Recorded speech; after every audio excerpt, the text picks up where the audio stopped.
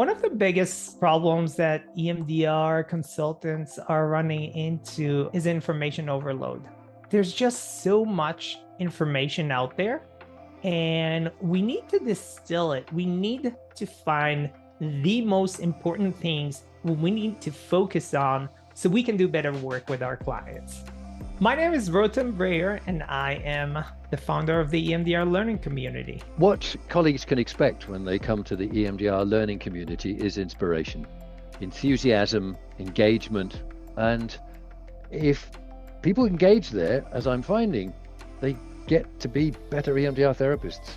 One of the most amazing things about this community is the fact that we have people from all over the world contributing in very, very unique ways.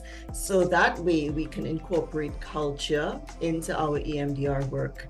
We also have different perspectives. So people come from different backgrounds. Yes, most people do have EMDR training, but they can also have CBT. Some people are doing jungienne psychology. Other people are doing dialectical behavior. Some people are doing attachment wounding and all these different things. Unfortunately, what happens in so many EMDR communities that are out there is there can be this rigidity to this is the way we do it. Rotem has never been that way.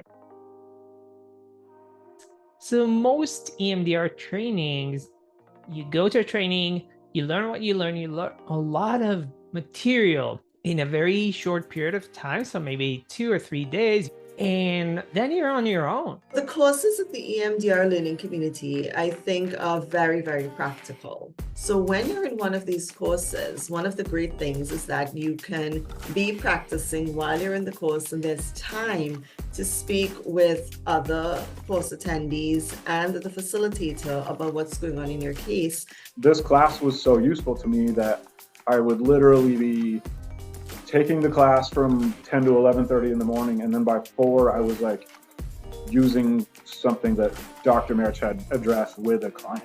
You can ask questions, you can participate, and I like that. I find many courses that we have nowadays, you don't know how many thousands are sitting or hundreds of people are sitting there. You don't see each other, you don't even see who is there. There is no chat room, nothing. You can only ask questions, and if you're lucky, they will see your question. People have the opportunity to learn smaller bits of information, and they get to try it with their clients. And then they go back and they ask questions and they practice more and they ask more questions and practice more until they really perfect it and they feel confident in doing the work that they learn. Fundamentally, what makes the EMDR learning community different is there is a space that's been cultivated for EMDR therapists to be themselves, to come as they are. And as a longtime EMDR educator and author, something that I have seen as a problem in a lot of other EMDR study groups and spaces is this feeling that I have to know everything in order to ask a question, because otherwise people are going to think I'm stupid. And the EMDR learning community is a space where these ideas can be explored and trained and practiced and brought back safely without fear of shame. And that's revolutionary in the EMDR world.